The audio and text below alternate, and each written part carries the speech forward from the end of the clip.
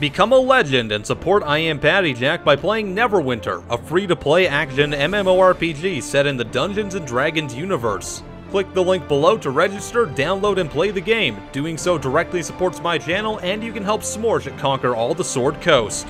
Try out Neverwinter free today.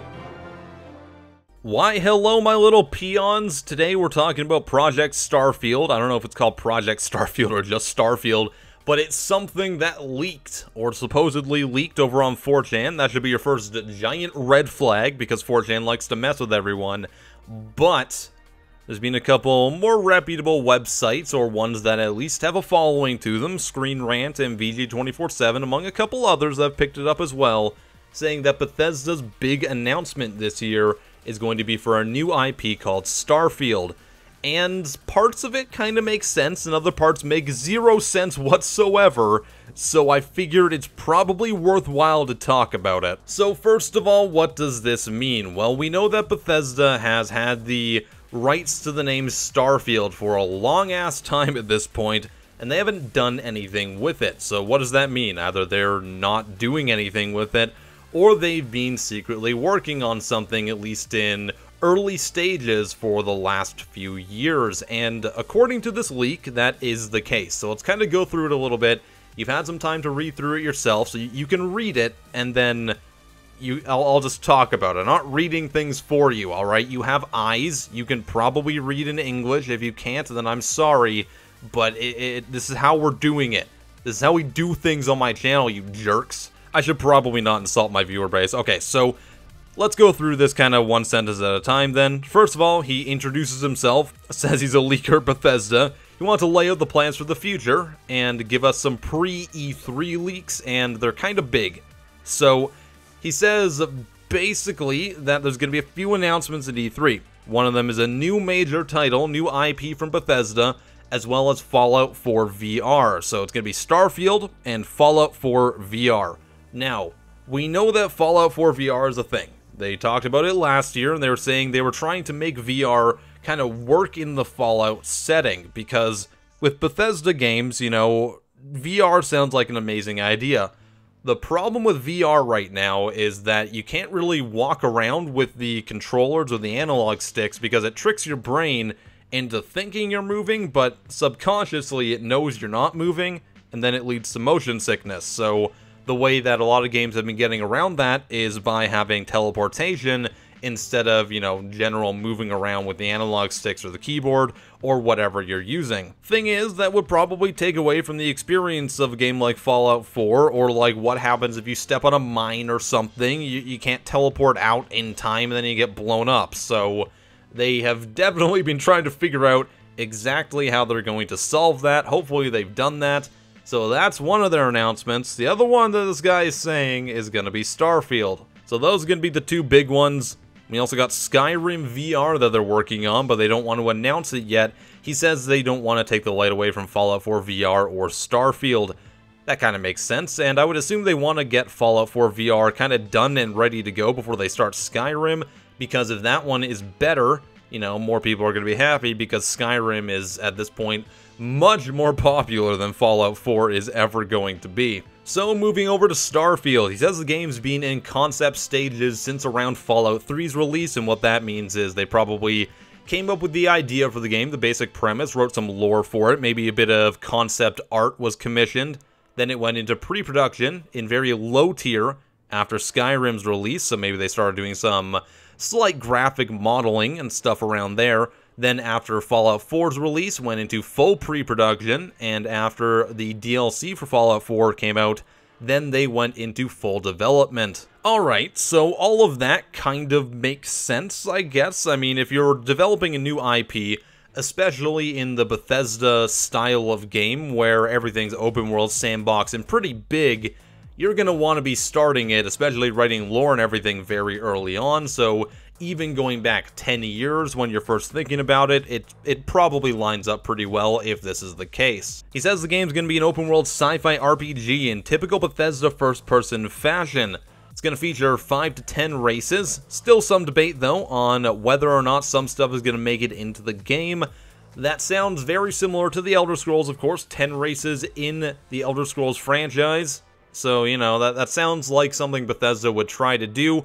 Of course, not the case in the Fallout franchise, but then you remember as well, the original Fallout game's not developed by Bethesda, so they kind of were working with someone else's lore. So maybe this is something they're more comfortable with, or they want to give people more choice or something like that. And it being a sci-fi open-world RPG in Bethesda first-person fashion kind of makes sense to me. I mean, it totally does make sense to me, because for the last couple of years, anytime I've talked about other games Bethesda might be making, I always said I want a sci-fi space exploration game that kind of has like dungeons as hub worlds or asteroids or planets, and it seems like Starfield could be exactly that. So if this is true, I'm just going to preemptively pat myself on the shoulder because, you know, I'm good at conspiracy theories apparently.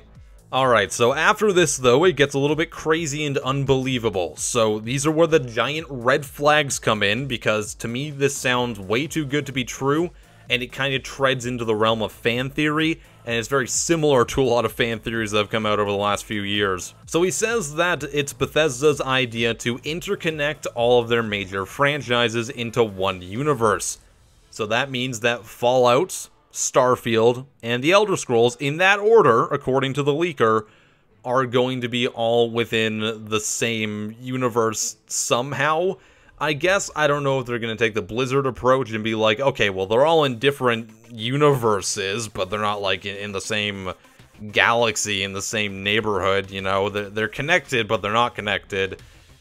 It's a very weird thing to leak and to announce, because to me, none of it makes sense. Like, there's very few ways to make it work. So he said that Starfield is going to take place in the Fallout universe, but it's going to be way far in the future and far away from Earth, so that it'll only be mentioned in hints. So if the game came out, it would be like, they talk about the humans' homeworld, probably, in some text files. They'll say like, oh, there were too many Deathclaws on Earth, so we had to leave because Deathclaws evolved into dragons or something, if they want to connect it to the Elder Scrolls somehow, I guess. And he said they gave hints of this by implying that the Brotherhood of Steel created Nirnroot in Fallout 4, which is a thing. That's a real Easter egg in the game.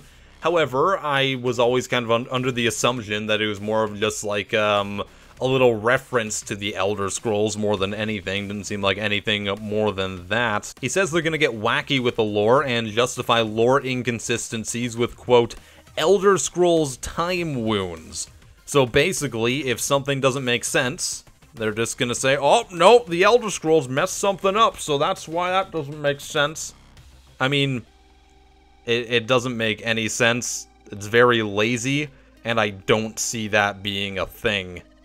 Alright, so he says that Bethesda is going to make Fallout the beginning of the timeline, then Starfield in the middle, and the Elder Scrolls in the far future. So, from all I can guess, Fallout takes place, and then they figure out that Earth is totally doomed forever and all time, so they end up going to a different galaxy, which is where Starfield takes place, and then somehow they end up on another planet that has some weird Elder Scrolls time wound stuff going on, and they lose all their technology, and then the Elder Scrolls happens, and that explains why there's different moons and stuff in Elder Scrolls lore, although they could apparently explain that away with time wounds as well. That's muddy, you know, that's very inconsistent, and it just doesn't seem very likely at all. Like, as soon as I read that, my excitement just dropped all the way down, because I can't believe that a company like that would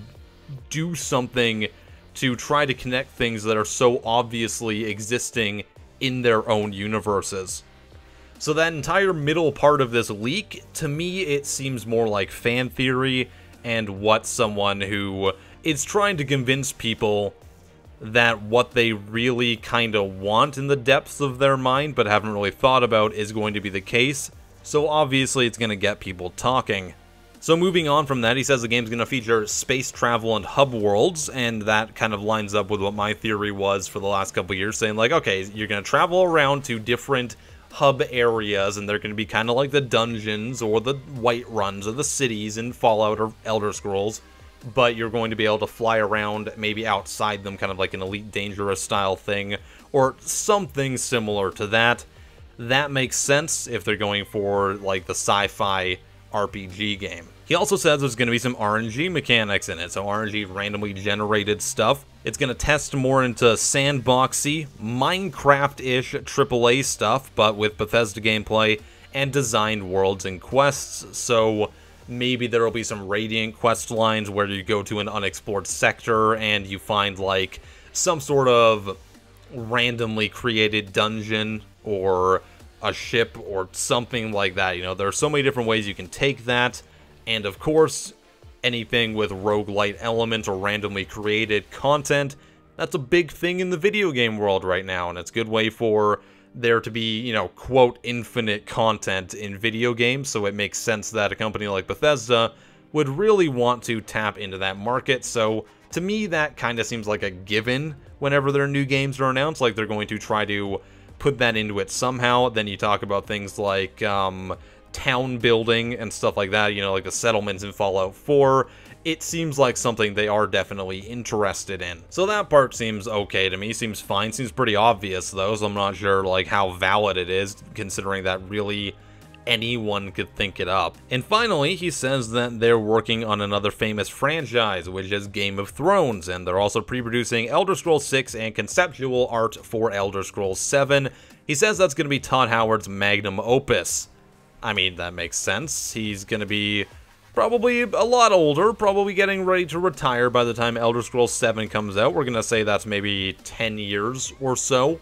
Takes a long time to develop these games, and they seem to be wanting to work on other stuff in between too, so it could be a while. Them working on a Game of Thrones game, that kind of makes sense. I mean, it's a fantasy setting. You could do something with the typical Bethesda style to it, or they could be working on something else, kind of similar to Doom or whatever. They could make a totally different style of game. They could do whatever they want to. It could be an RTS for all we know. So that's basically the entirety of the leak. He said that they're working on a new IP, and that it's going to meld all of Bethesda's universes together, even though Fallout 4 isn't technically Bethesda's universe originally. Like, the Fallout franchise was a completely different thing before Bethesda got the rights to it, so I guess they could choose to include that, but to me, that entire part, it just doesn't make any sense, you know? Like, when you really think about it, would they ever try to do that? The answer is probably not. That doesn't seem like